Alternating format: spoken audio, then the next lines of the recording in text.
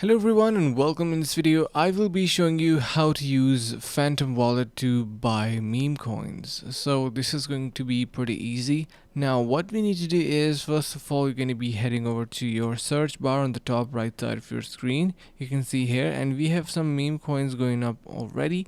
Now the point to be noted here is that if you want to purchase a meme coin, usually we are going to be using some balance. So let's just say I'm going to be typing in here 50 or something like that. So anything that is going to be suitable, let's just say 25% or maybe like that. So you're going to be paying using your Solana. So to make sure to simply cash in your Solana, and you're going to be purchasing your Solana with cash using this option. Once you do, you're going to be using Phantom Wallet to buy meme coins, and that is it, my friend. That's how you're going to be using your Phantom Wallet to buy meme coins, and that is going to be helping you to also get your Solana into your Phantom Wallet as well. I hope this is going to be helping you guys. See you guys in the next video.